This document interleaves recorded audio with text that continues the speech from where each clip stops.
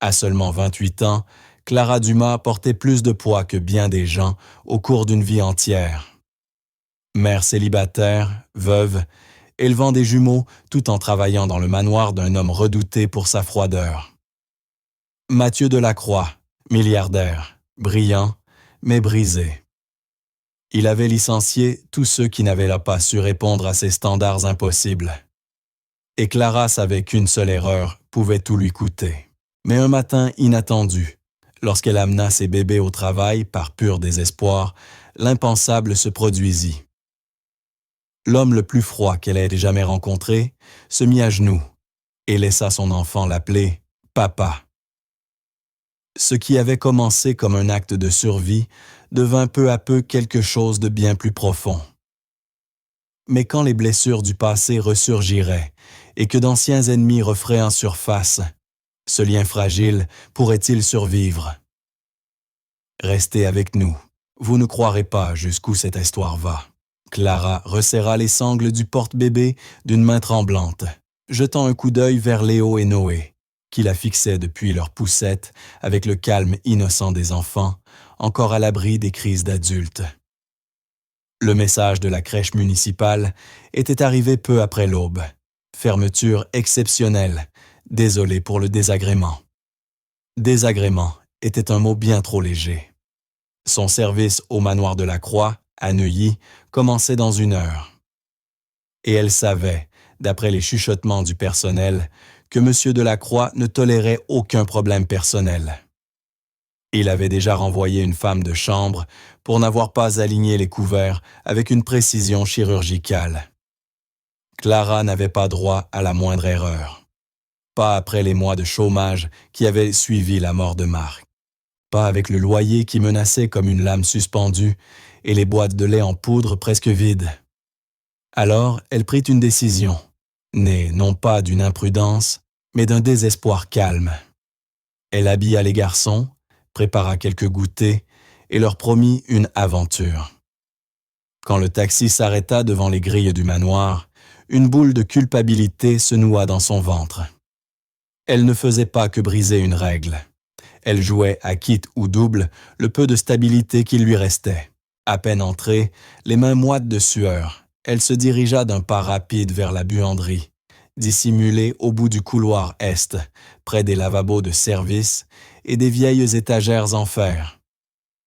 Les garçons riaient, frappant dans leurs mains, ravis des échos que leur voix produisait contre les murs carrelés. « Chut, mon cœur, chut !»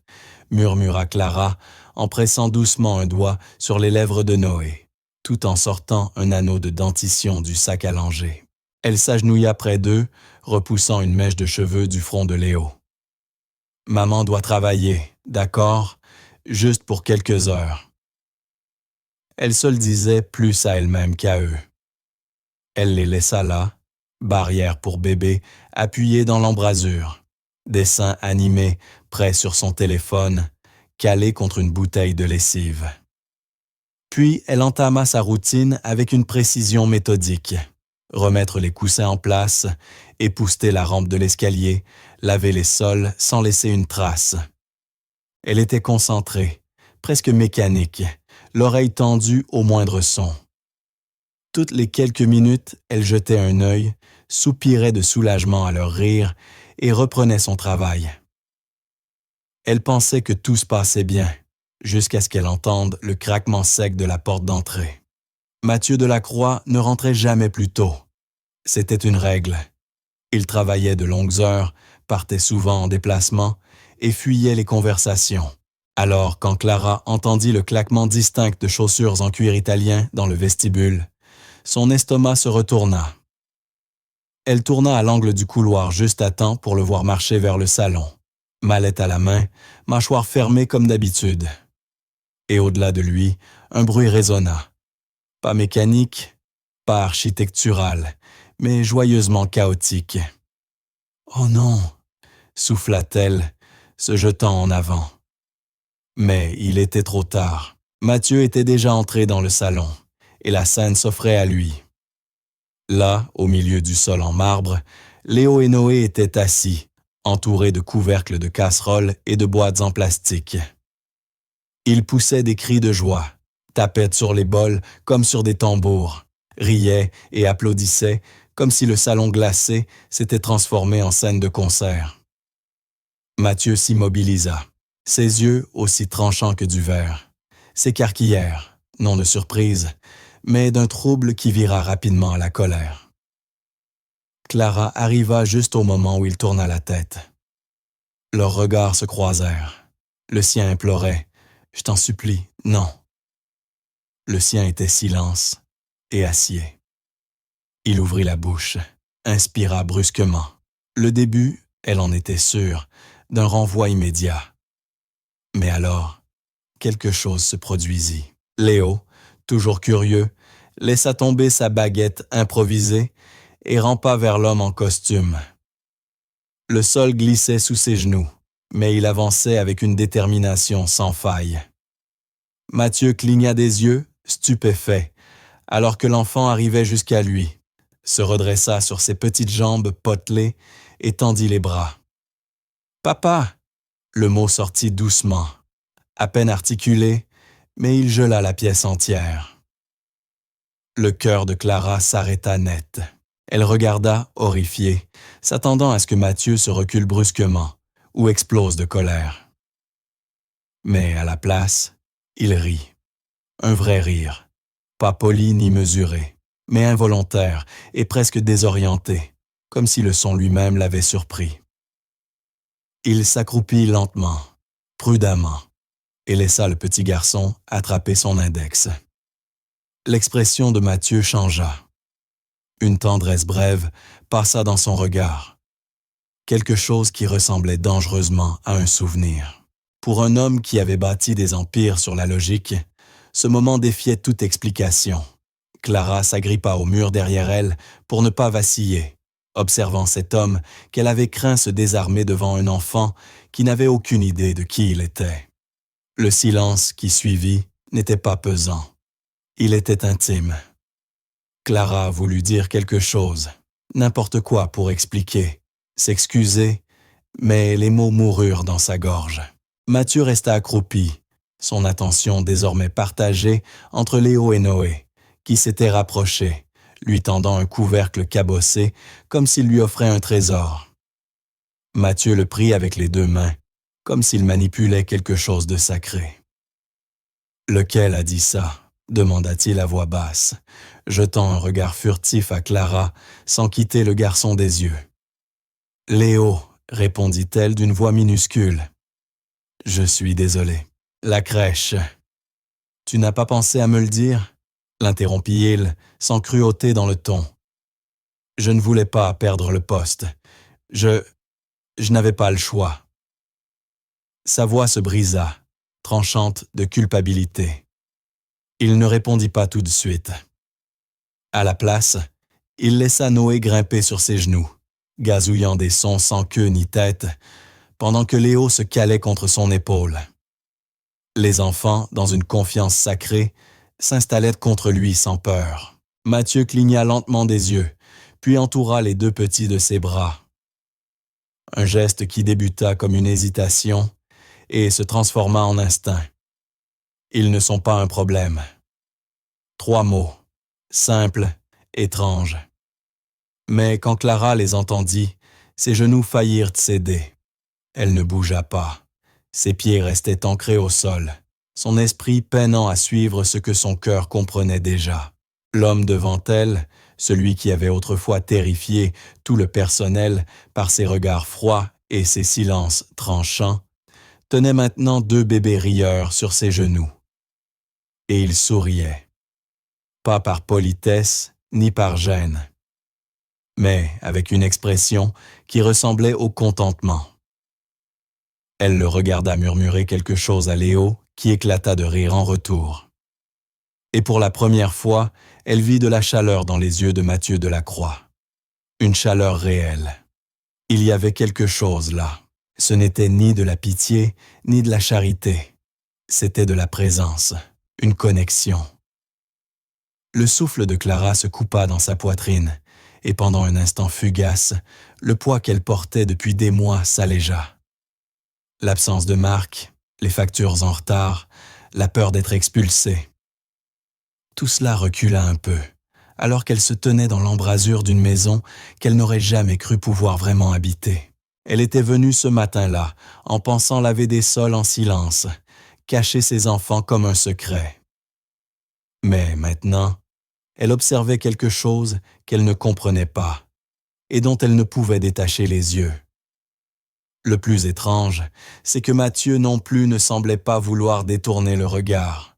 Le rire de ses enfants remplissait le manoir comme s'il y avait toujours eu sa place, rebondissant sur des murs qui n'avaient jamais entendu de joie. Et Mathieu restait là, les laissant explorer son visage, tirer sur sa cravate, gazouiller comme s'il avait toujours fait partie de leur monde. Clara n'osa pas briser le charme. Pas encore. Son excuse, suspendue dans l'air, restait inachevée et désormais inutile. Ce qu'elle croyait être une catastrophe avait changé de forme, était devenu quelque chose d'autre, quelque chose qu'elle ne savait pas nommer. Elle ne lui faisait pas encore confiance, pas tout à fait, mais elle ne s'enfuyait pas non plus. Mathieu la regarda une dernière fois, tenant toujours les deux garçons, comme s'ils étaient un fait de verre et de poussière d'étoiles. Et puis, cela se reproduisit. Léo leva les yeux vers lui, les yeux brillants et rieurs, et répéta le mot, plus clairement cette fois, « pas ». Mathieu ne rit pas cette fois. Il ferma simplement les yeux, inspira une fois profondément, et laissa le mot se poser là où il devait. Et Clara, le cœur battant, resta figée, les yeux écarquillés, assistant à l'impossible. Clara resta figée dans l'embrasure de la porte, les épaules droites dans une tentative vaine de se donner contenance. Ses lèvres s'entr'ouvrirent à peine pour commencer l'excuse qu'elle avait mentalement répétée, mais qui semblait désormais totalement inadéquate.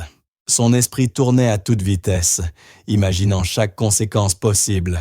Licenciement, humiliation, mise à l'écart, alors que ses yeux restaient accrochés à l'homme assis en tailleur sur le sol. Une image si étrangère qu'elle en douta de sa propre mémoire. Mathieu Delacroix. Le Mathieu Delacroix n'était pas debout au-dessus d'elle, furieux, ni en train d'exiger une explication immédiate. Il était juste assis avec ses enfants, les laissant grimper sur ses genoux, comme si cela faisait partie de son quotidien.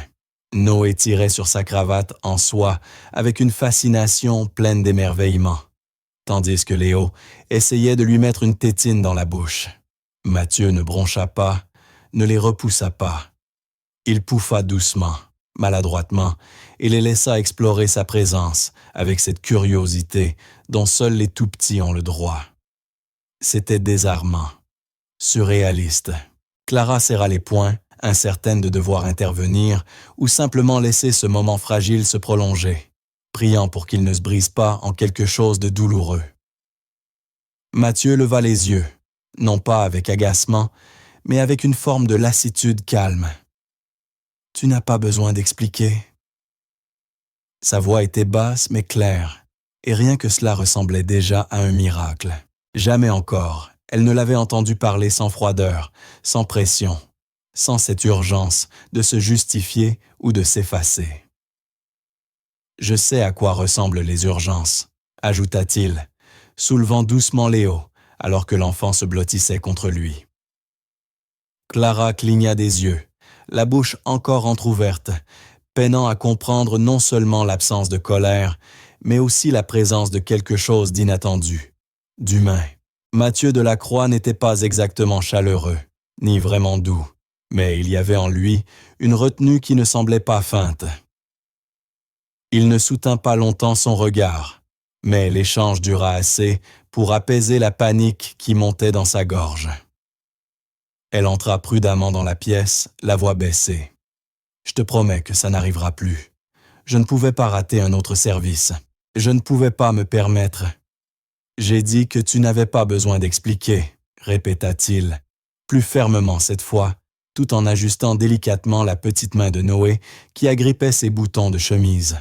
« Voilà, ce n'est pas un problème. » La façon dont il le dit, lentement, comme s'il essayait encore de se convaincre lui-même, la frappa plus durement que n'importe quel reproche.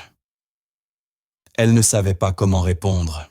Cette phrase, si simple, résonnait bien plus fort que tous les scénarios catastrophes qu'elle s'était imaginés.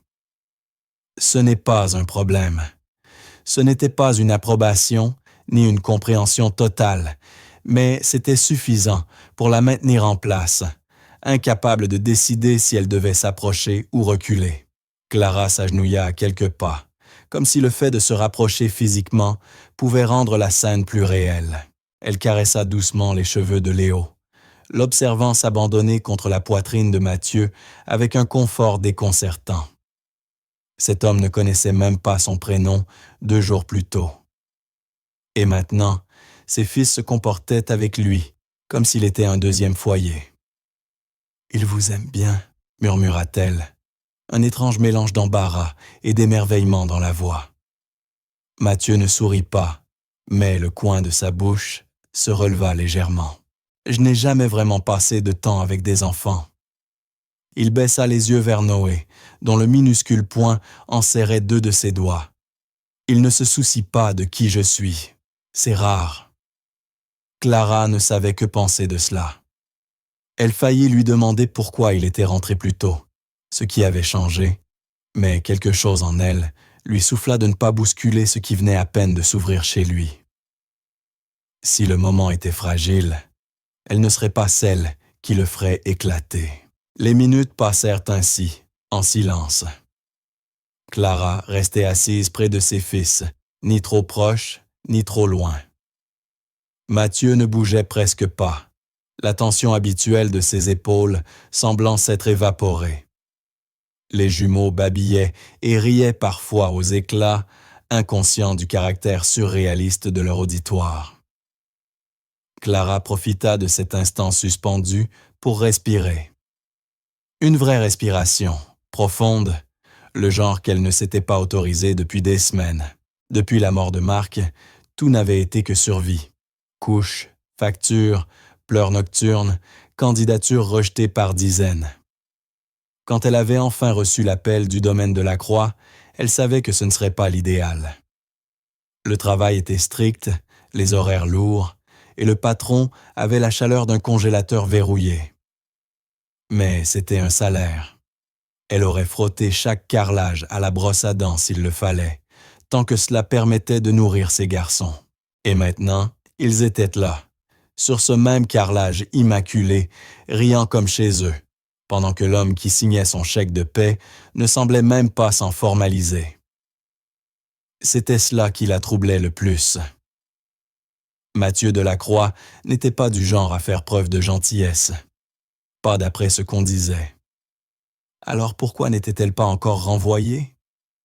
Mathieu bougea finalement, comme s'il revenait à la réalité après un rêve inconnu. Il reposa soigneusement Léo sur la couverture Bazapona, au sol, puis frotta machinalement ses mains l'une contre l'autre.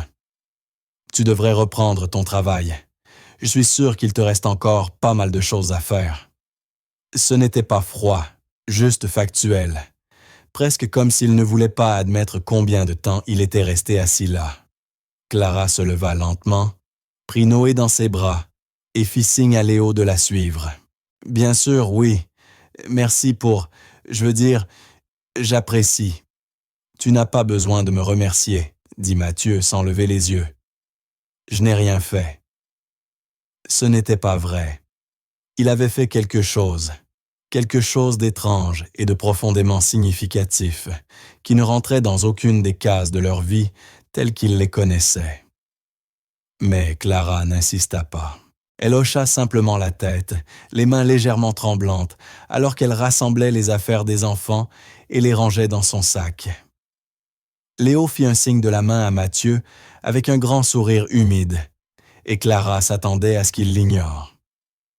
Mais Mathieu leva brièvement la main en retour, et Léo rayonna comme si c'était la plus belle chose qu'il ait jamais vécue. Elle quitta le manoir 1 heure plus tard, bien après avoir terminé ses tâches, avec une concentration mécanique, l'esprit bloqué dans une boucle dont elle ne trouvait pas la sortie.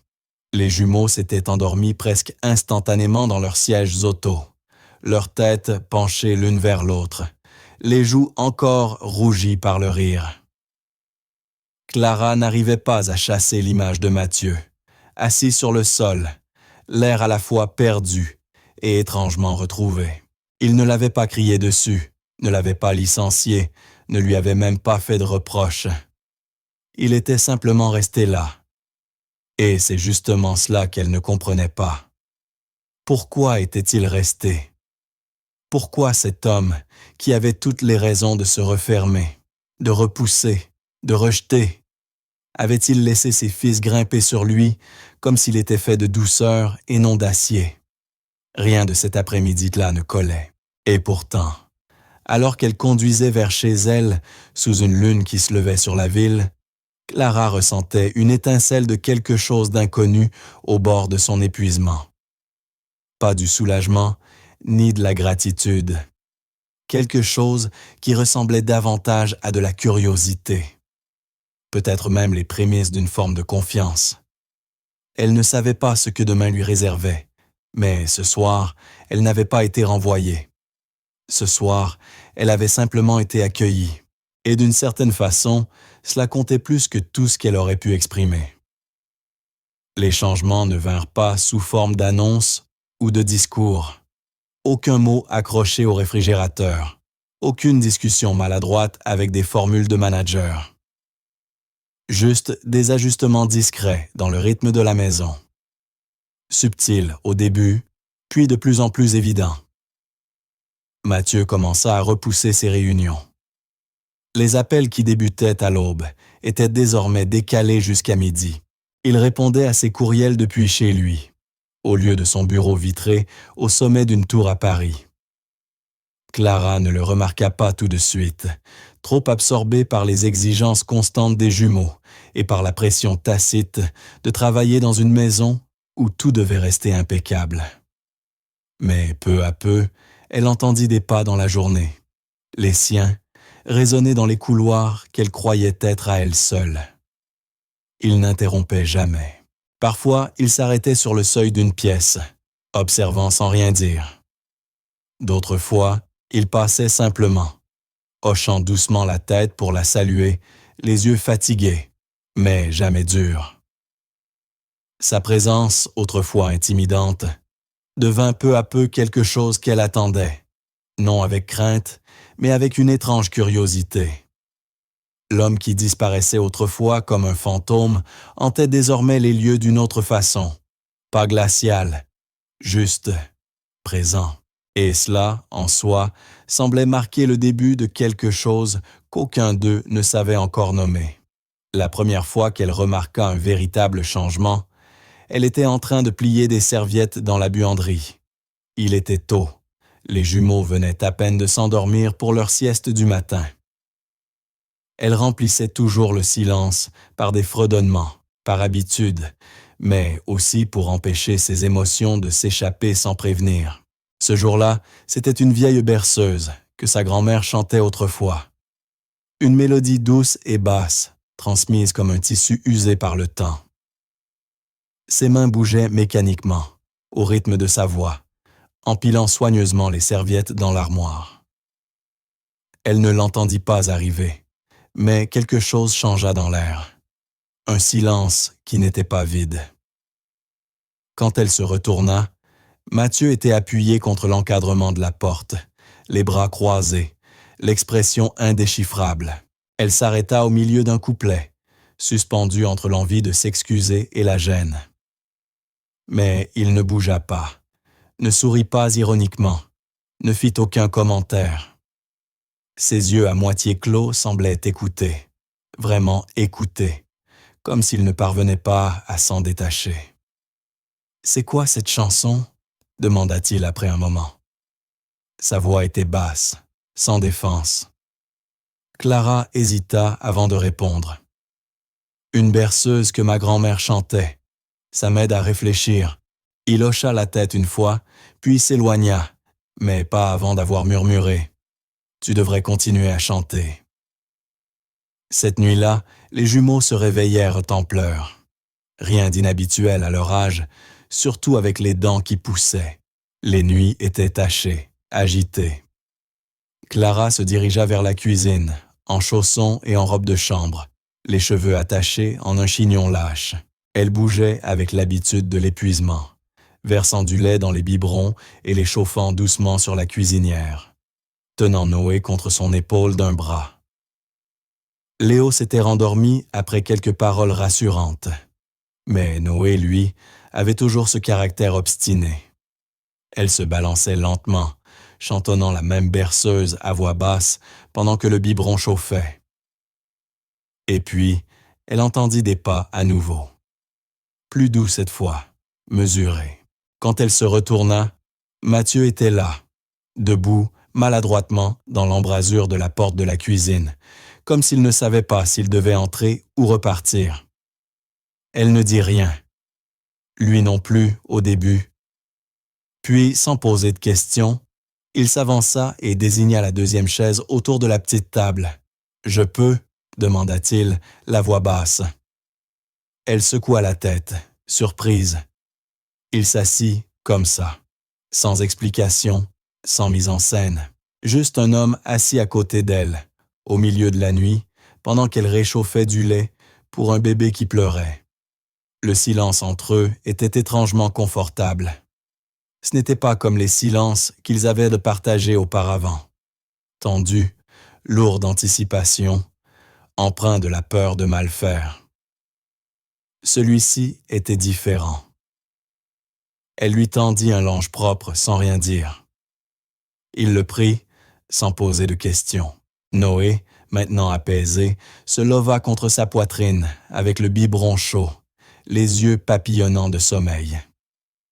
Mathieu observait attentivement, comme si les mécanismes de l'amour étaient quelque chose qu'il n'avait jamais vraiment étudié de près. « Depuis combien de temps ?» commença-t-il, sans terminer sa question. Clara le regarda du coin de l'œil. 3 mois. Un accident de voiture. Il rentrait du travail. J'étais en train de préparer le dîner. Elle avala difficilement, repoussant le souvenir là où il devait rester. Mathieu ne répondit pas avec des banalités. Il n'offrit pas de sympathie creuse. Il hocha simplement la tête, lentement, comme si le poids de sa perte venait aussi de s'installer sur sa propre poitrine. « J'ai été fiancé autrefois, » dit-il au bout d'un moment. « Il y a des années. Elle est partie. Elle disait que je n'étais pas fait pour l'amour. » Il n'y avait pas d'amertume dans sa voix, juste un constat, comme une cicatrice qu'il avait appris à ne plus toucher. Clara ne posa pas de questions. Elle se contenta de bercer Noé doucement, la chaleur du biberon se mêlant à la cadence apaisante de sa respiration. Ce qui passait entre eux n'était pas dramatique. Ça n'avait pas besoin de l'être. Il n'y avait ni grande confession, ni effondrement en larmes.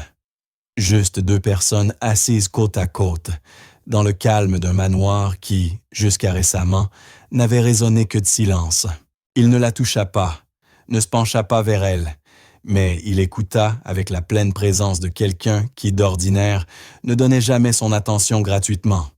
Et Clara, qui avait si longtemps gardé sa douleur nichée dans les recoins serrés de sa poitrine, se retrouva à parler en phrases complètes pour la première fois depuis des jours. Elle lui parla de Marc, de leur rencontre à la fac, de comment il la faisait rire pendant les examens, de ce jour où il avait conduit 4 heures juste pour lui apporter une soupe quand elle était malade.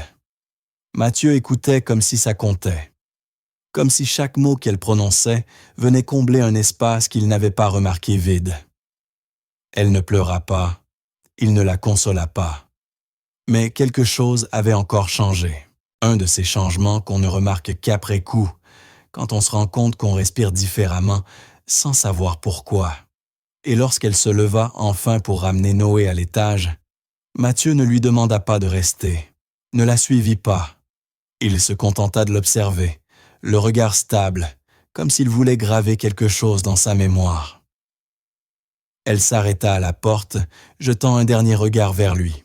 Il ne dit rien, mais quelque chose dans son visage s'était adouci. Quelque chose d'humain, de fatigué et d'étrangement paisible. Clara ne savait pas ce qui était en train de naître entre eux, s'il se passait vraiment quelque chose. Mais elle en était sûre. Quelque chose avait changé. Et ce n'étaient pas les mots. C'était l'écoute, la berceuse, la douleur partagée sans nom. Cette nuit-là, il l'avait trouvée dans la cuisine, réchauffant un biberon. Et sans rien demander, il s'était assis à côté d'elle. Elle lui avait parlé de son mari, et lui, il avait écouté, vraiment écouté. La chaleur du biberon, la mélodie de sa voix, l'absence partagée de ceux qu'ils avaient perdus. Tout s'était fondu en quelque chose d'indéfinissable, mais bien présent. Tout avait recommencé avec quelque chose de simple. Une tâche de nettoyage, comme tant d'autres que Clara avait accomplies depuis son premier jour au manoir. Elle était dans le bureau principal, en train de nettoyer le lourd bureau en chêne que Mathieu n'utilisait presque jamais, de redresser les stylos qu'il ne touchait pas, de réaligner les livres qu'il ne lisait jamais. Elle l'avait fait des dizaines de fois auparavant, toujours avec le même détachement silencieux. Mais ce jour-là, son chiffon accrocha légèrement le bord du bureau, révélant un tiroir qui n'avait pas été entièrement refermé. Une petite clé argentée dépassait encore de la serrure, comme si quelqu'un l'avait tournée à moitié, puis oubliée. Elle hésita. La curiosité ne faisait pas partie de sa fonction. Mais il y avait quelque chose dans ce tiroir entrouvert, quelque chose d'involontaire, de vulnérable, qui la fit s'arrêter. Elle l'ouvrit doucement, juste assez pour voir ce qu'il contenait. Un seul objet s'y trouvait. Une photographie aux coins usés. On y voyait Mathieu, plus jeune, le visage moins fermé, le sourire moins forcé. Il tenait dans ses bras une femme aux cheveux dorés, les yeux pleins de lumière, dont le sourire était radieux et pourtant tragiquement douloureux. Au dos, écrit à l'encre noire délavée, un seul prénom, Sophie. Clara ne s'attarda pas. Elle replaça la photo exactement comme elle l'avait trouvée, referma le tiroir et s'éloigna. Mais toute l'après-midi, ses pensées tournaient autour de cette image. Ce Mathieu-là, souriant, ouvert, humain, la hantait. Elle ne le connaissait pas depuis longtemps, mais elle avait vu les couches, les silences prudents, la retenue qu'il portait comme une armure. Cette photo ne correspondait pas à l'homme qui arpentait les couloirs comme une ombre. Cet homme-là avait enterré quelque chose, peut-être plusieurs choses.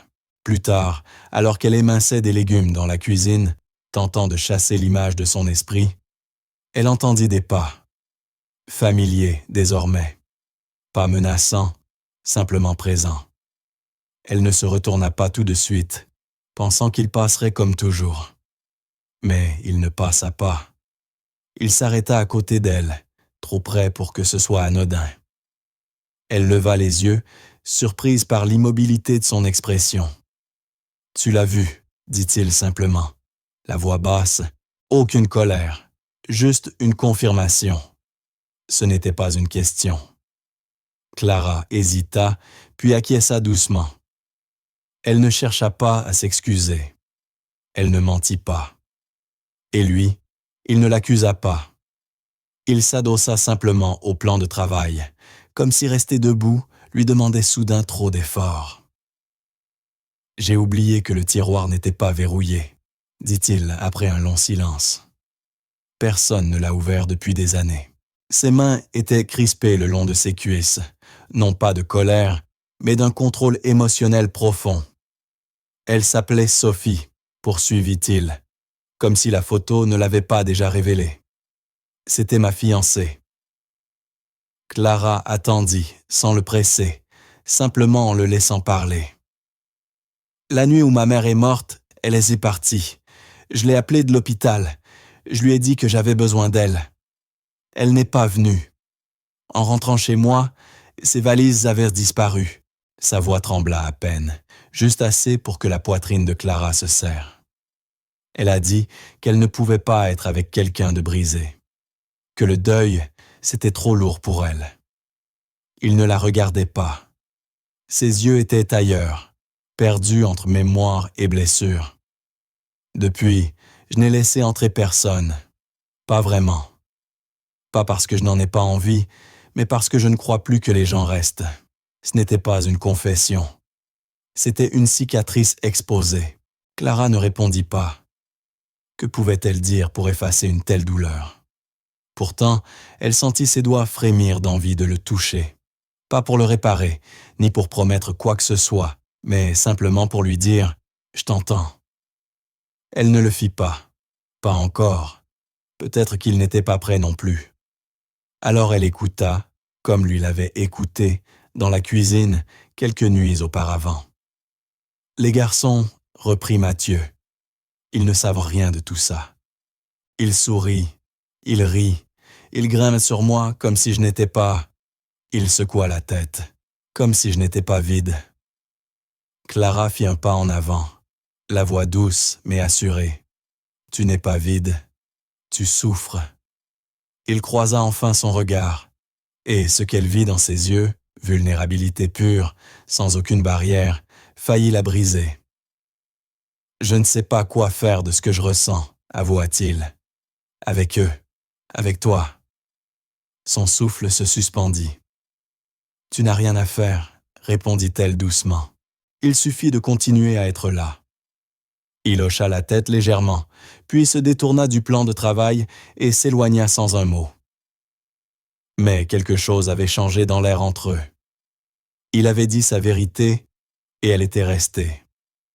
Cette nuit-là, Clara ne dormit pas.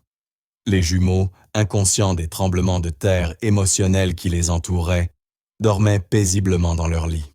Elle resta éveillée, fixant le plafond, entendant encore la voix de Mathieu résonner. Depuis, je n'ai laissé entrer personne. Elle pensa à la manière dont Léo s'était installé sur ses genoux, à la manière dont Noé l'avait regardé, comme s'il avait toujours su qu'il pouvait lui faire confiance. Les enfants ne doutent pas, ils ressentent. Et d'une manière ou d'une autre, ils avaient senti que Mathieu valait la peine qu'on lui accorde cette confiance. Clara ne savait pas si elle tombait amoureuse. Ce mot lui semblait encore trop grand, trop risqué. Mais elle savait ceci. Elle le voyait, et il essayait. Et dans un monde qui les avait tous les deux brisés, chacun à sa manière, l'effort comptait.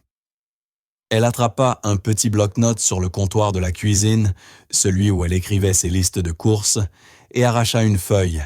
Elle prit un stylo et écrivit lentement, délibérément, des mots venus non de l'espoir ou du romantisme, mais de l'honnêteté. Le lendemain matin, la note était là, bien centrée sur le plan de travail, là où Mathieu la verrait en descendant prendre son café. Elle ne la signa pas. Ce n'était pas nécessaire. Le message était simple, écrit à la main, empreint d'une conviction discrète. Les gens se brisent, mais certains se reconstruisent. Pas seuls. Sophie Laurent ne frappa pas. Elle n'en avait jamais eu besoin. Son entrée dans une pièce n'était jamais une demande, mais une déclaration. Une déclaration faite dans le claquement de ses talons, dans l'inclinaison maîtrisée de son épaule, dans le léger mouvement de tête calculé que les caméras suivaient naturellement. Lorsqu'elle arriva ce jeudi soir, sortant d'une berline noire étincelante devant le manoir de Mathieu Delacroix, ce n'était pas une simple visite. C'était une tempête. Depuis quelques jours, les rumeurs circulaient. Mathieu Delacroix aperçu avec une femme et ses enfants. Les tabloïds spéculaient, les blogs s'enflammaient. Sophie, observant tout cela depuis les salons feutrés de la haute société new-yorkaise, n'avait pas eu besoin de lire plus qu'un titre. Elle connaissait le schéma. Mathieu ne laissait entrer personne. Donc, s'il l'avait fait, c'est qu'il flanchait. Et un Mathieu vulnérable signifiait une seule chose pour elle. Une opportunité. Elle arriva comme si elle n'était jamais partie. Drapée de soie couleur crème, le regard bordé de vengeance sous des airs de grâce. Elle embrassa des joues qui n'en voulaient pas, sourit à des hommes qui, autrefois, redoutaient sa langue acérée. Elle n'était pas là pour raviver quoi que ce soit. Elle était là pour reprendre ce qui lui appartenait. Non pas le cœur de Mathieu, mais son image, son pouvoir, son récit. Et s'il fallait éliminer quelqu'un, c'est elle qui tiendrait le couteau. Le dîner de ce soir-là n'était pas un simple événement mondain. C'était une mise en scène. Des investisseurs, des chroniqueurs médiatiques, des mécènes de la Silicon Valley et des capital risqueurs débordant d'opinions sur l'avenir de l'IA remplissaient le manoir d'un rire aseptisé que Mathieu exécrait. Il jouait les hôtes avec un charme mécanique, versant un vin qu'il ne buvait pas, et hochant la tête à des prédictions qu'il ne partageait pas. Clara, vêtue d'un bleu marine doux et d'une discrétion élégante, évoluait en arrière-plan comme toujours, invisible aux yeux de la plupart, mais pas aux yeux de Sophie. Elle la repéra en quelques minutes. Sans diamant, sans accent calculé, juste une femme avec 2 enfants et aucune armure. Ce n'était même pas un défi. Sophie attendit son moment. Quand Clara passa par l'office avec un plateau de flûtes en cristal, Sophie la suivit comme une ombre acérée. « Alors, dit-elle d'un ton mielleux, une coupe de champagne à la main. C'est toi dont tout le monde chuchote. » Clara se retourna, surprise, mais digne. « Pardon ?» Sophie esquissa un sourire sans chaleur. « Le projet caritatif de Mathieu, celle avec du bagage. » Clara eut le souffle coupé. « Vous ne me connaissez pas. » La voix de Sophie s'abaissa, tranchante. « Non, ma chérie. Mais je le connais, lui. Et il casse toujours les jouets qu'il croit pouvoir réparer. Toi, tu n'es même pas en porcelaine. Tu es juste une phase. » Clara ne répondit pas. Elle ne le pouvait pas. Rien ne sortirait qui ne sonne pas sur la défensive. Ou, pire, fragile. Alors, elle passa devant Sophie, déposa son plateau là où il devait être, les mains stables mais le cœur tremblant. Les mots de Sophie la touchèrent plus fort qu'elle ne l'aurait cru. Pas parce qu'elle y croyait, mais parce qu'au fond de ses doutes silencieux, ces mots faisaient écho. « Tu n'as pas ta place ici. Tu es temporaire. Il finira par se souvenir de qui il est et de qui tu n'es pas. » Elle continua à travailler, efficace comme un automate, évitant les regards, même quand les invités la remerciaient ou lui souriaient. Mais Mathieu, lui, l'avait vue. Il la voyait toujours désormais. D'un bout à l'autre de la pièce, ses yeux suivaient la façon dont ses épaules s'affaissaient, comment sa voix s'éteignait. Ce n'était pas juste de la fatigue, c'était autre chose. Il s'excusa d'une conversation sur la volatilité des marchés et traversa la pièce sans hésiter. « Clara, » dit-il en l'atteignant près du couloir de service. Elle se retourna surprise. « Oui. » Son front se plissa. « Qu'est-ce qui s'est passé? » Elle secoua la tête trop vite. « Rien. Je suis juste fatiguée.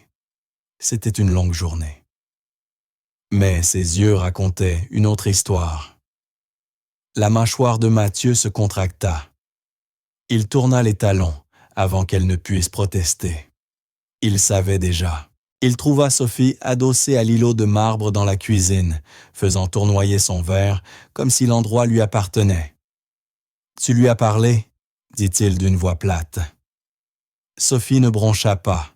« Je parle à beaucoup de monde. »« Ne joue pas à ça avec moi, Sophie, » répondit-il en s'approchant. « Je sais ce que tu fais quand tu perds le contrôle. Tu trouves quelqu'un de plus faible et tu enfonces la lame. » Elle inclina la tête, tout en grâce et en poison. « Tu crois que je la vois comme une menace? »« Allons. »« Tu devrais, » cracha-t-il. « Elle a plus de force dans son silence que tu n'en as jamais eu dans tes discours. » Le sourire de Sophie vacilla un instant. « Tu crois vraiment que son petit numéro de nounou est sincère? Qu'elle ne joue pas juste à la petite famille? » Mathieu se pencha. « Si elle joue, elle le fait bien mieux que toi. » Le masque de Sophie se fissura, brièvement. Puis, fidèle à elle-même, elle se reprit. « Tu es émotif. C'est nouveau chez toi. » Il recula, plus calme, plus froid. « Pars, Sophie. Profite de la fête, mais laisse ma vie en dehors de ton théâtre. » Elle ne répondit pas, mais la froideur de son regard disait tout. Ce n'était pas terminé. Le reste de la soirée fut flou pour Clara. Elle accomplit ses tâches, s'assura que les jumeaux dormaient paisiblement à l'étage, nettoya les verres, sourit quand il le fallait. Mais les mots de Sophie tournaient en boucle dans son esprit. Ces mots qui tentaient de la faire se sentir petite, remplaçable, ridicule. Quand elle finit par sortir dans le jardin pour respirer enfin, Mathieu s'y trouvait déjà, sa veste posée sur le dossier d'une chaise en fer forgé. « Elle est partie, » dit-il sans se retourner. « Je lui ai dit de ne pas revenir. » Clara ne répondit pas tout de suite. « Tu n'étais pas obligée. » Il se retourna. « Si, je l'étais. » Elle déglutit, la gorge serrée. « Pourquoi est-elle venue ?» Mathieu hésita puis dit « Parce qu'elle a entendu qu'il se passait quelque chose de vrai ici.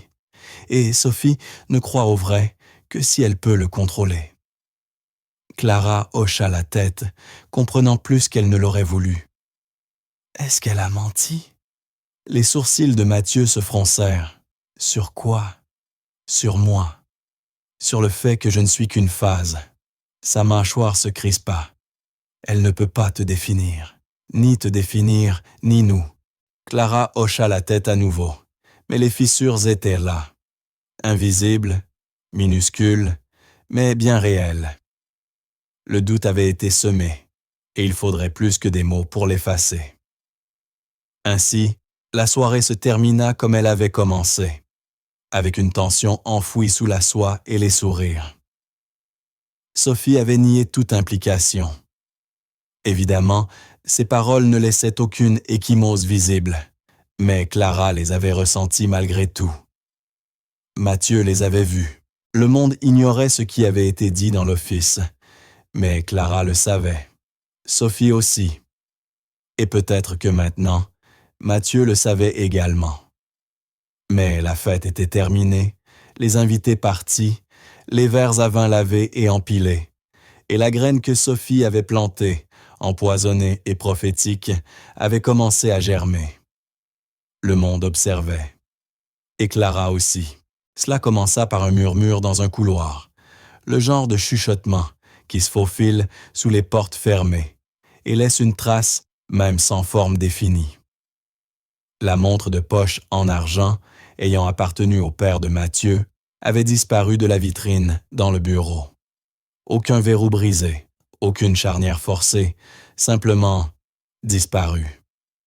D'abord, Mathieu pensa qu'elle avait été déplacée pour le ménage, et il posa la question avec désinvolture. Personne n'admit l'avoir touchée. Puis Sophie, aussi subtile que d'habitude, fit une remarque à un membre du personnel de cuisine. « C'est étrange, non? Les choses ne commencent à disparaître qu'après l'arrivée des enfants. Ou peut-être que leur mère a besoin d'un coup de pouce pour joindre les deux bouts. » Ce n'était pas une accusation directe. Sophie était trop rusée pour ça. Mais l'effet fut immédiat. Les mots se propagèrent comme une nappe d'huile dans la mécanique silencieuse du manoir. Soudain, les regards s'attardèrent sur Clara. Les conversations s'interrompaient quand elle entrait dans une pièce. Mathieu ne le vit pas tout de suite. Trop occupé, trop distrait, trop inconscient du volume que peut avoir le silence lorsqu'il est dirigé contre quelqu'un sans défense. Mais Clara le ressentit. Elle le sentit dans la façon dont la maison cessa d'être un foyer pour devenir autre chose, un lieu où elle ne savait plus à qui faire confiance. Elle tenta d'ignorer. Elle se concentra sur les jumeaux, sur ses tâches, sur le maintien d'une routine stable. Mais la routine ne tient pas face aux soupçons. Un après-midi, en revenant d'avoir changé la couche de Noé, elle trouva son casier forcé dans les quartiers du personnel. Ses vêtements étaient éparpillés, son portefeuille vidé, laissé ouvert. Une photo froissée de son défunt mari, l'unique copie qu'elle possédait, était déchirée dans un coin. Elle resta longtemps debout là, à contempler le désordre, comme si le chaos allait se réarranger de lui-même et réparer les dégâts. Quand elle le signala à la responsable du personnel, la réponse fut sèche. « On s'en occupe. » Aucune excuse, aucune consolation, juste une distance froide. Plus tard dans la journée, M. Langlais, l'intendant de Mathieu, la prit à part. Il évita son regard. « Mademoiselle Dumas, étant donné la situation actuelle, nous pensons qu'il serait préférable que vous preniez un peu de recul, le temps que les choses se clarifient. » Les mots ne la surprirent pas. Pas après le casier, pas après les regards. Pourtant, ils la touchèrent profondément. Elle fit ses bagages lentement. Les garçons étaient confus. Léo demanda 3 fois après « Monsieur Nan ?» pendant qu'elle pliait les vêtements. Noé s'accrochait à sa jambe. Son visage resta impassible, même si ses mains tremblaient. Elle ne pleurerait pas dans cette maison, pas devant eux. Elle laissa un mot sur le frigo, non pour dire adieu, mais pour être claire. Il disait « Je ne l'ai pas pris, mais je comprends pourquoi personne ne me croit. » Elle l'épingla avec un aimant en forme de fraise, celui que Léo adorait décrocher chaque matin. Puis elle prit les garçons et sortit par l'entrée de service, sans prévenir personne. Elle ne voulait pas d'au revoir. Pas une autre excuse vide sur les procédures ou la réputation. Mathieu n'était pas là quand elle partit. Peut-être que cela rendit les choses plus faciles. Ou pas. Le taxi mit une éternité à arriver. Elle s'assit sur le banc de pierre près du portail, Noé endormi sur son épaule, Léo tirant sur un fil de sa manche. Elle ne dit rien. Elle n'en avait pas besoin. Le silence entre eux était chargé de tout ce qu'elle ne pouvait pas exprimer. Que le monde n'a souvent pas besoin de preuves pour punir les gens comme elle. Qu'être proche de quelque chose de beau ne signifie pas qu'on y appartient. Que la confiance, une fois fissurée, ne se recolle pas si facilement. Elle se dit qu'elle trouverait un autre emploi, un autre lieu.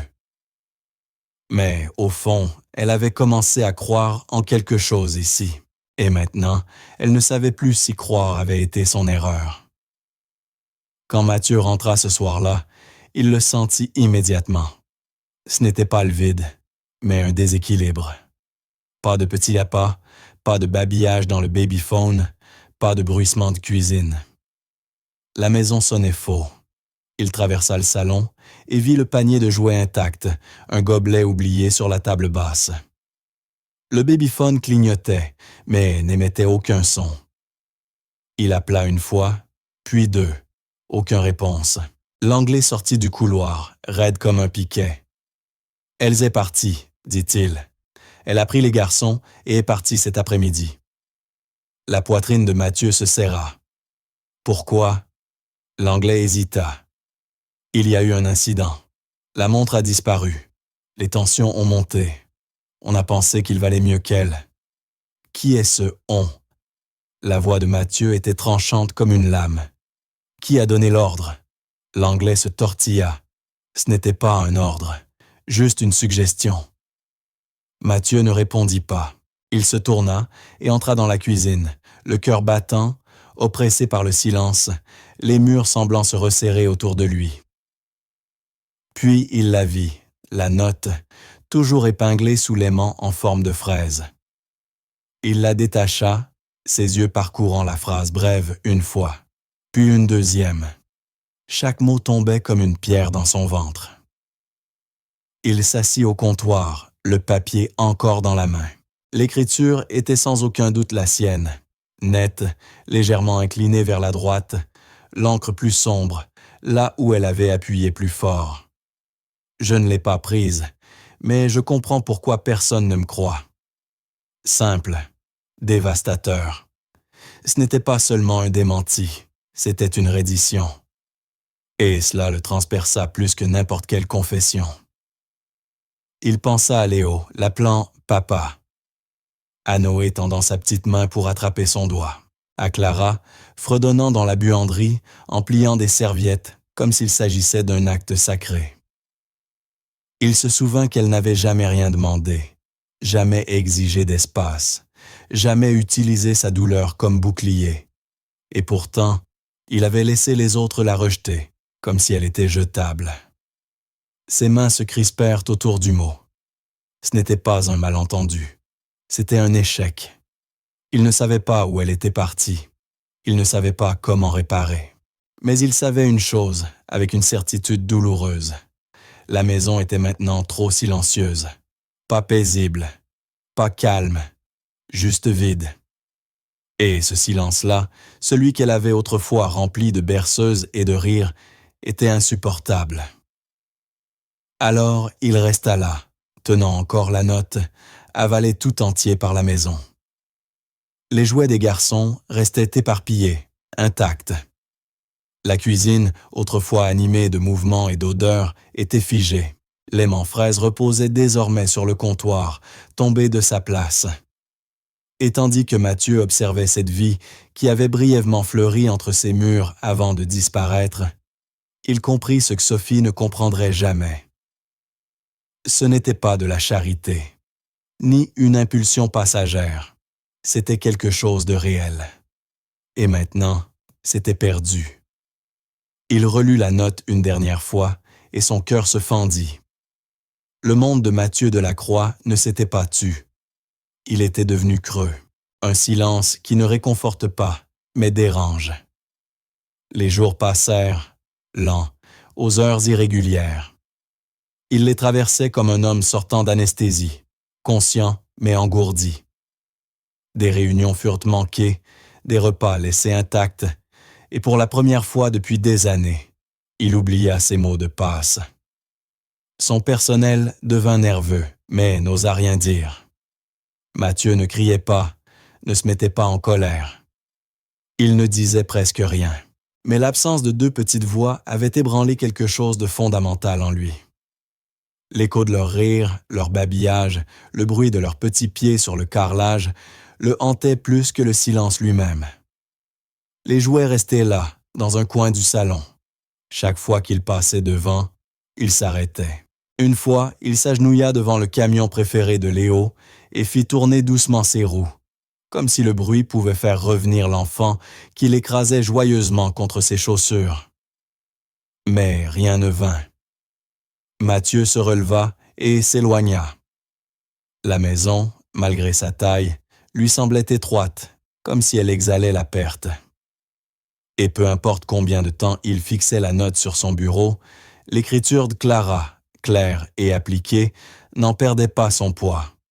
Elle était partie, et cette fois, il savait que ce n'était pas parce qu'elle le voulait. C'est l'Anglais qui retrouva la montre.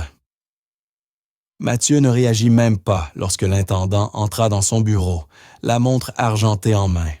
« Nous l'avons retrouvée », dit-il doucement, posant l'objet au bord du bureau, comme s'il pouvait se briser. Sous une latte du plancher, dans le couloir nord. L'enfant l'a laissé tomber. Les yeux de Mathieu se levèrent brusquement. Quel couloir! Près du salon de musique. Il y avait une latte desserrée. Elle a dû glisser à travers. L'Anglais se racla la gorge, visiblement mal à l'aise. Ce n'est la faute de personne, monsieur. Je crois que l'enfant l'avait en main. Il a dû ramper là-bas. Le timing correspond. Mathieu prit la montre lentement, ses doigts glissant sur la surface comme si elle pouvait le brûler. L'enfant, répéta-t-il d'une voix grave. L'Anglais hocha légèrement la tête. Oui, monsieur, Léo. Mathieu ne le remercia pas. Il ne le réprimanda pas non plus. Il se leva, prit la montre et partit sans un mot. Pour la première fois depuis des années, il s'éloigna de ses obligations professionnelles sans se retourner. Chaque kilomètre parcouru en direction du quartier de Clara resserrait sa prise sur le volant, non par colère, mais par regret. Un regret profond, féroce. Il n'avait pas seulement échoué à la défendre, il avait cru au pire. Même un instant, même avec hésitation, cela avait suffi à briser quelque chose de sacré.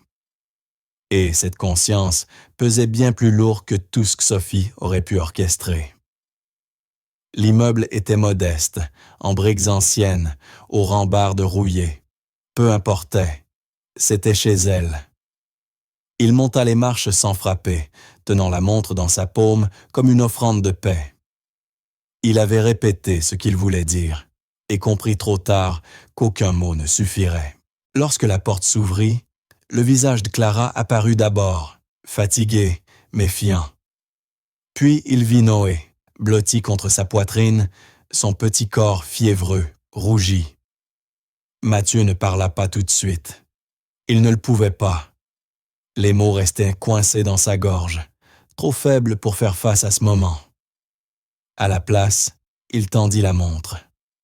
Pas de discours, pas d'excuses théâtrales, juste la vérité, juste un geste.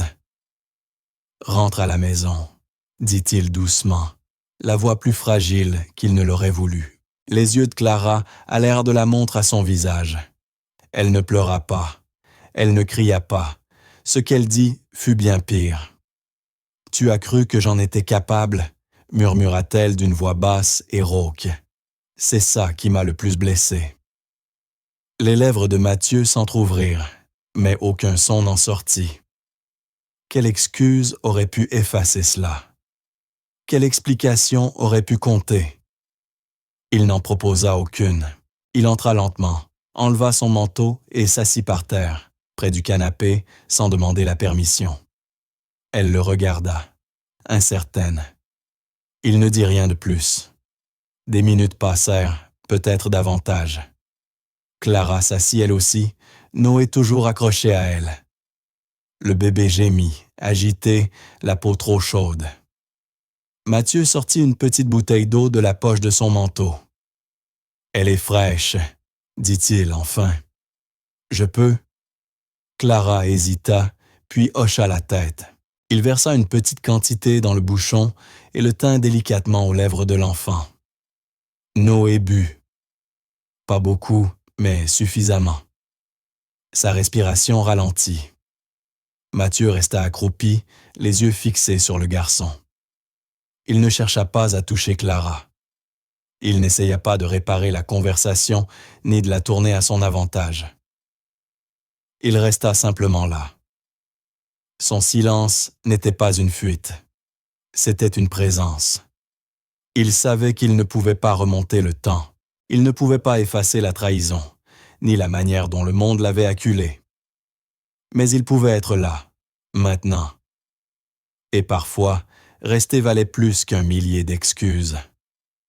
Clara le regardait avec prudence, toujours meurtrie par l'humiliation d'avoir été rejetée comme une suspecte.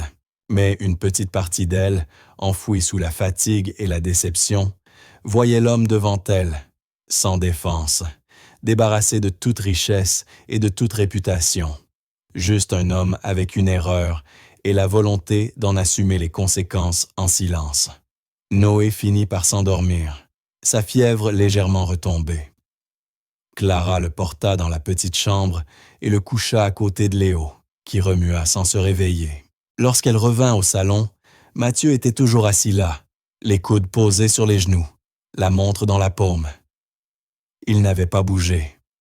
« Tu aurais pu simplement appeler, » dit-elle, sans amertume, juste épuisée. Mathieu acquiesça. « Je l'ai fait. Tu n'as pas répondu. » Elle haussa légèrement les épaules. « Je ne voulais pas entendre d'excuses. » Il leva les yeux, et ses yeux, d'habitude si impénétrables, étaient pleins de quelque chose qu'elle ne pouvait nommer. « Je n'ai pas d'excuses, » dit-il. « Juste ça. » Il fit un geste vague autour de lui. Les garçons ne rient plus dans la maison. Moi non plus. Elle s'assit sur la coudoir, les bras croisés. « Ce n'est pas ma faute. »« Je sais, » répondit-il aussitôt. « Je le sais maintenant. » Le silence qui suivit ne fut pas amer. Il ne fut pas facile non plus. Mais il était vrai, et le vrai, c'était tout ce qu'ils avaient. Ils ne parlèrent plus pendant un moment. Mathieu resta jusqu'à ce que la respiration de Noé soit régulière. et ce n'est qu'alors qu'il se leva pour partir. Il ne demanda pas pardon. Il ne supplia pas. Il laissa la montre sur la table de la cuisine et sortit sans un mot. Ce n'était pas une excuse. C'était plus que ça. Il était venu vers elle, non pas avec des défenses ou de la colère, mais avec le silence, avec l'humilité de s'asseoir sur son sol et d'être simplement présent. Et cette présence, imparfaite et silencieuse, résonnait plus fort que n'importe quelle justification. Clara ne le poursuivit pas, mais en regardant la montre sur sa table, brillant sous la lumière du plafond, quelque chose en elle bougea. Pas réparé, pas pardonné, mais déplacé. Mathieu n'avait pas seulement rendu un objet précieux, il avait rendu la vérité. Et avec elle, peut-être, le début de quelque chose qu'ils ne comprenèrent pas encore. Mais pour l'instant, il suffisait qu'il soit venu, qu'il soit resté. Le lendemain matin, Mathieu revint. Il n'y eut ni message, ni avertissement, juste le bruit de pas mesurés devant l'appartement de Clara. Elle ouvrit la porte, s'attendant à retrouver le silence, une autre excuse enveloppée d'hésitation. À la place, il tendit un rouleau de feuilles épaisses. « Des plans », réalisa-t-elle, les doigts serrés autour du papier. « Je veux construire une aile de crèche », dit-il sans détour, comme si c'était la suite logique du silence d'hier. Elle cligna des yeux, incertaine d'avoir bien entendu. Une crèche? Quoi? Il entra, déroulant les feuilles sur sa petite table à manger, les aplatissant de la main. « Pour tes garçons, dit-il, puis se corrigea. Pour tous les enfants de ceux qui travaillent chez moi. Je ne peux pas changer ce qui s'est passé la semaine dernière. Bon sang, je ne peux pas changer ce que tu as vécu, ni ce que j'ai laissé arriver. Mais je peux changer cette maison. Je peux changer ce que ça fait de franchir cette porte. » Clara fixait les lignes et les mesures, les notes griffonnées en marge de son écriture soignée. Elle ne savait pas quoi dire. Pas encore. Mais ses doigts effleurèrent le coin du papier, comme pour s'assurer qu'il était réel. Et il l'était. Ils restèrent assis à sa table pendant plus d'1 heure, son café refroidissant lentement, les plans s'enroulant légèrement sur les bords. À un moment donné, Mathieu fit glisser un ticket de caisse vierge vers elle et lui tendit un stylo.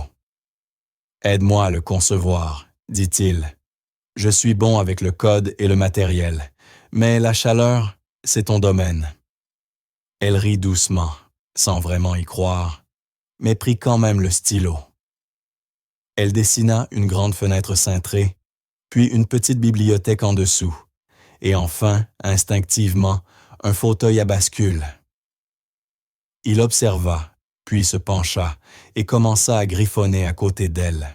Des étoiles maladroites parsemaient le plan du plafond. « Phosphorescentes », expliqua-t-il presque timidement.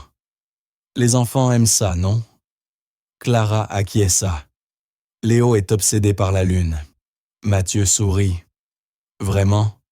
Il sourit. Pas le sourire poli d'un dirigeant lors d'un dîner d'investisseurs ou dans un magazine, mais un sourire vrai, libre. « Alors, on lui en mettra une au plafond, » dit-il.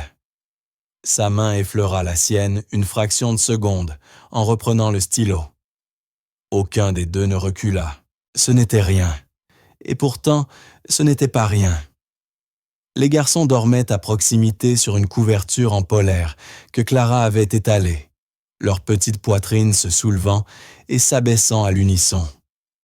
De temps en temps, Léo poussait un soupir dans son sommeil, et Mathieu s'arrêtait presque avec révérence pour le regarder.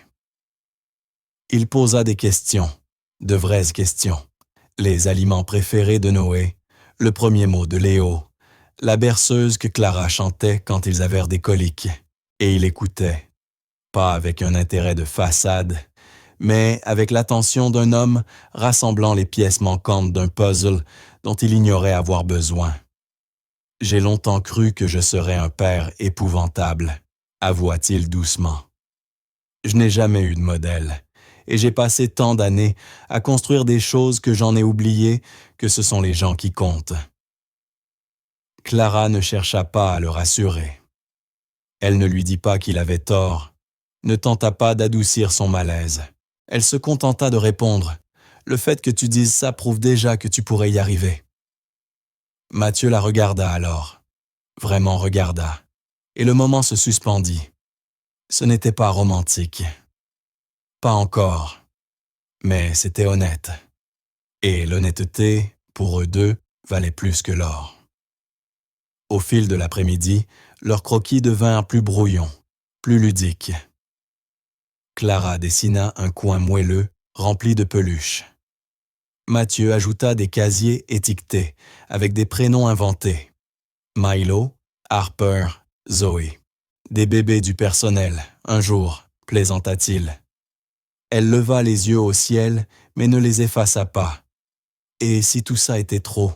demanda-t-elle, plus pour elle-même que pour lui. Et si les gens disaient qu'on dépasse les limites? Il se redressa, le visage grave mais calme. « Qu'il parle, dit-il. Il parle de toute façon. J'aime mieux être jugé pour avoir construit quelque chose de bon que d'être admiré pour n'avoir rien fait. » Les mots restèrent suspendus dans l'air comme une vérité qu'elle n'avait pas su qu'elle attendait. Ce n'était pas une promesse, ni une déclaration, mais un choix, une direction. Elle acquiesça lentement, une mèche de cheveux tombant devant ses yeux. Mathieu leva la main pour la replacer derrière son oreille, puis s'arrêta. Elle ne bougea pas. Sa main retomba sur la table, et tous deux baissèrent à nouveau les yeux. Pas embarrassés, mais un peu essoufflés. Ce lien entre eux, encore flou, encore sans nom, grandissait plus vite qu'il ne l'aurait cru. Clara se leva pour vérifier les jumeaux, et en les regardant dormir, elle ressentit un élan de quelque chose qu'elle n'avait plus laissé entrer depuis des mois, la possibilité. Quand elle se retourna, Mathieu repliait soigneusement les plans, les rangeant dans leur tube en carton avec une attention presque solennelle. « Je commence demain, dit-il. Les permis, les entrepreneurs, ça prendra du temps, mais ce sera réel. » Elle s'approcha, tenant encore le ticket de caisse désormais couvert de croquis et de rêves à moitié formés. « Et si je ne suis pas là pour le voir ?» demanda-t-elle. Il croisa son regard, ferme. « Alors je le construirai quand même, mais j'espère que tu reviendras. » Pour une fois, elle ne détourna pas. Elle ne répondit pas non plus. Certaines questions étaient trop grandes pour l'instant. Mais son silence n'était pas un refus. C'était une réflexion. Et Mathieu le comprit. Il marcha jusqu'à la porte, puis s'arrêta avant de l'ouvrir. « C'est toi qui as rendu cette maison chaleureuse, » dit-il. « Maintenant, je veux juste qu'elle le reste. » Puis il partit. Les garçons dormaient profondément alors que Clara se rassit, le ticket de caisse toujours entre les mains. Ses yeux suivaient les étoiles que Mathieu avait dessinées. Elles étaient tordues, imparfaites, mais réelles. Et cela comptait. C'était la première fois qu'elle avait vu Mathieu rire pleinement, non pas juste du fond de la gorge, mais avec tout son être, libre et sans retenue. Quelque chose en elle s'était fendu aussi. Elle ne le dit pas à voix haute, même pas à elle-même. Mais en posant le papier à côté des plans et en regardant ses fils toujours plongés dans leurs rêves, elle sentit une lueur. Pas une espérance folle ou insouciante, mais lente et prudente. Peut-être, juste peut-être, cela pouvait être un endroit sûr. Le lendemain matin commença comme la plupart des autres depuis le retour de Clara au domaine de la Croix. Calme, régulier, un nouveau rythme encore en formation. Mathieu avait pris l'habitude de commencer ses journées dans le jardin, une habitude encore récente pour lui. Ce n'était pas à cause des fleurs ou du soleil, c'était à cause du calme, de la manière dont les rires des garçons ponctuaient le silence, comme de doux rappels que la vie était revenue dans cet endroit. Clara était tout près, suspendant le linge sous la lumière oblique de la fin de matinée, ses yeux revenant vers les garçons toutes les quelques secondes. Noé, toujours le plus intrépide des deux, s'éloignait de sa portée, chancelant mais déterminé. Mathieu, accroupi près d'une haie pour inspecter un tuyau d'arrosage cassé, ne remarqua pas le bambin s'approcher jusqu'à ce qu'il sente de petites mains agripper le bas de son pantalon. Puis vint le son, clair, indéniable, presque trop réel pour quelque chose d'aussi petit. Da. Le mot fendit l'air comme un éclair, inattendu et aveuglant. Mathieu se figea, totalement immobile. Clara, à mi-chemin d'un pliage de chemise, s'arrêta net. Son souffle se bloqua dans sa gorge. Pendant une seconde, personne ne bougea. Le silence qui suivit n'était pas vide. Il était épais, vibrant, chargé de choc et de quelque chose de plus profond. Clara ouvrit la bouche, puis la referma. Elle fit un pas lent en avant, sa voix douce mais assurée, comme un parent expliquant l'inexplicable. « Il ne sait pas », murmura-t-elle, les yeux allant de Mathieu à son fils, qui riait maintenant et enfouissait son visage contre le genou de Mathieu. Il ne comprend pas ce que ça signifie, mais même à ses propres oreilles, ces mots semblèrent fragiles. Car n'était-ce pas cela, le plus difficile? Que les enfants sachent parfois des choses que les adultes n'osaient pas encore accepter? Mathieu cligna des yeux, comme s'il remontait à la surface après avoir été sous l'eau. Lentement, prudemment, il s'agenouilla sur le sol, les genoux craquant contre les pierres, et ouvrit les bras. Noé se jeta en avant, s'effondrant contre sa poitrine dans un éclat de rire. Mathieu le recueillit, les mains maladroites mais pleines de respect. Il le serra contre lui, comme quelque chose de précieux, quelque chose qui n'était pas encore à lui, mais qui comptait profondément. « Peut-être qu'il sait », murmura-t-il dans les cheveux du garçon. Sa voix était basse, mais ne tremblait pas. Clara se tenait à quelques pas, les bras croisés, mais les yeux brillants. Elle ne parla pas davantage. Il n'y avait pas de mots justes. Ils restèrent ainsi un long moment. Mathieu assis au sol, Noé blotti contre lui. Léo ne tarda pas à rejoindre le groupe, grimpant sans hésitation. Clara n'interrompit pas. Elle observa simplement, constatant avec quelle aisance ses fils se levaient contre cet homme, celui dont la maison lui avait autrefois semblé être une forteresse glaciale. Mathieu leva brièvement les yeux vers elle, rencontrant son regard avec quelque chose de brut dans l'expression. Il était bouleversé, mais il ne fuyait pas. Et cela, en soi, était nouveau. « Est-ce qu'ils appellent quelqu'un d'autre comme ça ?» demanda-t-il doucement, sans accusation. « Da !» Clara secoua la tête. « Non, dit-elle, jamais. » Il acquiesça, les yeux retombant sur les garçons, qui babillaient maintenant en trifouillant les boutons de sa chemise. « Je ne suis pas sûr de le mériter, » dit-il. « Pas d'elle, peut-être de personne, mais je ne veux pas qu'ils arrêtent. » La confession était si simple, si étonnamment honnête, que Clara dut détourner les yeux un instant. Son cœur battait contre ses côtes, comme un avertissement ou une prière. Peut-être les deux. Plus tard dans la journée, après le déjeuner, les couches changées et les petits pieds courant dans le couloir, les garçons finirent par faire la sieste, l'un sur le canapé, l'autre recroquevillé sur un coussin que Mathieu avait posé sur le tapis. Clara prépara du thé et Mathieu resta dans l'embrasure de la porte, comme s'il voulait dire autre chose. Mais il ne dit rien. Il observa simplement leur sommeil, comme pour graver l'instant dans sa mémoire. Ce soir-là, Clara retourna tôt dans ses quartiers. Elle avait besoin d'espace. Pas de distance ou de froideur, juste d'air, de temps pour assimiler ce qui s'était passé. Ce mot, ce regard, cet échange silencieux dans le jardin. Elle ne regrettait rien, Mais son esprit était agité de questions qu'elle n'était pas encore prête à affronter. Était-ce temporaire? De la gentillesse confondue avec quelque chose de plus profond? Se laissait-elle à nouveau espérer plus que ce qui lui était offert?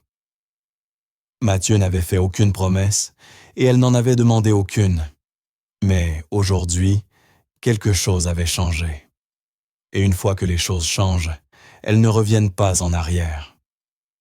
C'est ce qui lui faisait le plus peur. Mathieu, cependant, ne dormit pas tout de suite.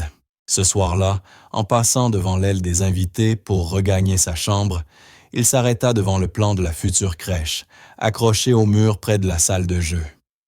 Ses doigts effleurèrent le coin de la feuille, retraçant l'écriture de Clara. Coin lune pour Léo, coin lecture pour Noé. Il sourit doucement, avec une pointe de nostalgie, puis poursuivit son chemin.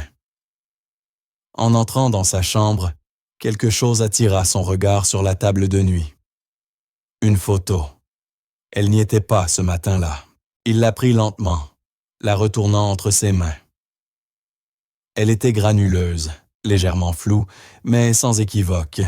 Lui, accroupi dans le salon, avec Léo et Noé, agrippés à lui. Quelqu'un, probablement Clara, avait capturé ce moment sans qu'il s'en rende compte. Au dos, écrit en lettres nettes, quelques mots suffirent à le figer sur place. Le foyer, c'est ce que tu construis, pas ce que tu hérites. La nurserie était terminée, et elle ne ressemblait en rien à un projet issu de plans architecturaux ou de réunions d'entrepreneurs. Elle avait l'air habitée, avant même qu'un seul enfant n'y ait mis les pieds. Les murs étaient peints de teintes douces et joyeuses. Les étagères remplies de livres d'histoires usés, trouvés dans des boutiques d'occasion. Un fauteuil à bascule que Clara avait déniché dans une brocante et restauré elle-même, occupait un coin paisible, tandis qu'au plafond, des étoiles que Mathieu avait découpées à la main pendant la sieste des jumeaux brillaient doucement. Ce qui était autrefois un couloir froid orné de portraits d'ancêtres s'était transformé en une aile chaleureuse pleine de couleurs, de souvenirs et de vie. La transformation s'était faite sans éclat, de façon subtile, comme la lumière filtrant à travers des rideaux fermés. Les garçons couraient en chaussettes dépareillées, laissaient des jouets partout, et personne ne leur demandait de les ranger. Mathieu marchait parfois sur des Legos, sans s'énerver. Clara souriait sans crainte de ce que le moment suivant pouvait exiger. Le manoir, symbole autrefois d'isolement, ressemblait enfin à un foyer. Sophie était partie 2 semaines plus tôt, dans un silence total. Pas de cris, pas de mots durs. Elle avait compris qu'elle ne pouvait pas reconquérir ce qui ne lui appartenait jamais vraiment. Mathieu ne l'avait pas arrêtée. Il n'avait ressenti ni colère, ni soulagement, juste la fin d'un chapitre. Ce qui remplaça sa présence, ce ne fut pas un triomphe, mais une paix nouvelle, profonde, née du fait d'avoir cessé de défendre ce qui n'avait plus lieu d'être. Le personnel aussi ressentit le changement. Le rire revint dans les couloirs, les repas furent partagés, et les silences devinrent des instants de calme, non de crainte. Clara n'avait jamais demandé de pouvoir, mais sa présence ancrée rassurait tout le monde. Elle n'avait pas simplement emménagé, elle avait réveillé la maison. La fête d'inauguration fut discrète, un petit rassemblement dans la nouvelle nurserie. Pas de journalistes ni de champagne, juste des assiettes en carton, un gâteau de la boulangerie locale et des décorations mâchouillées par Noé. Mathieu, une tasse de café à la main, observait ces gens qui avaient apporté le changement, non par des plans, mais par l'amour et la patience. Quand il fut temps de parler, il regarda Clara, Léo sur la hanche, et dit simplement « J'ai prononcé beaucoup de discours dans ma vie, mais je n'ai jamais dit merci quand ça comptait vraiment. » La pièce se tut. « Clara, tu n'as pas seulement pris soin de cette maison, tu lui as rappelé comment ressentir. Tu m'as rappelé comment ressentir. » Plus tard, après le départ des invités et l'endormissement des enfants sous le mobile qu'ils avaient accroché ensemble, Mathieu trouva Clara dans la cuisine. Elle nettoyait des biberons. Il ne dit rien. Il s'approcha, posa 2 mugs de thé, et ils burent en silence. Puis il murmura « Tu n'as pas besoin de partir. Pas ce soir. Pas maintenant. » Il ne la regarda pas en parlant. Elle ne répondit pas par des mots, mais posa simplement sa main sur la sienne. Un geste simple, mais clair. Il ne recula pas. Il s'approcha, et pour la première fois, il n'évita pas le contact. Il l'accueillit. Rien n'était oublié. Ni son deuil, ni ses blessures, ni leurs cicatrices communes. Mais aucune d'elles ne détenait plus le dernier mot. Le passé ne les contrôlait plus. Ils faisaient simplement partie de ce qui les avait façonnés. Ce qui comptait désormais, c'était l'espace qu'ils construisaient ensemble. Pas seulement pour eux-mêmes, mais pour les garçons, pour le personnel, pour toute personne franchissant les portes de cette maison autrefois si vide. Mathieu ne faisait plus de promesses qu'il n'était pas sûr de pouvoir tenir. Il offrait un espace émotionnel, physique, réel, pour rester, grandir, respirer. Pour la première fois depuis longtemps, Clara ne sentait plus le besoin de mesurer sa valeur à travers sa capacité à survivre. Elle pouvait simplement être. Et Mathieu, simplement être là avec elle, sans artifice, sans masque. Juste 2 êtres autrefois brisés, assis côte à côte dans le silence, choisissant de reconstruire. Quand la nuit tomba et que la dernière lumière s'éteignit dans la nurserie, le manoir ne semblait plus pesant. Il semblait vivant. De nouveaux sons l'habitaient désormais.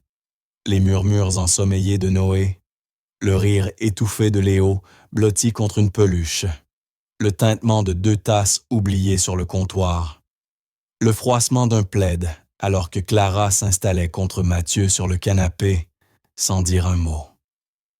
Ce n'étaient plus les échos de la solitude qui résonnaient entre les murs, mais des preuves de présence, de vie partagée, de personnes qui restaient. La maison autrefois figée dans le temps battait désormais au rythme du présent. Pas seulement parce que des enfants y couraient, ou que les murs avaient été repeints, ou les meubles déplacés, mais parce que la confiance y avait été bâtie lentement, douloureusement, honnêtement, le genre de confiance qui rend un lieu sacré. Et ainsi, la maison respirait, et chacun en son sein se sentait enfin vivant. Si cette histoire vous a touché, n'hésitez pas à nous dire ce qu'elle a signifié pour vous dans les commentaires.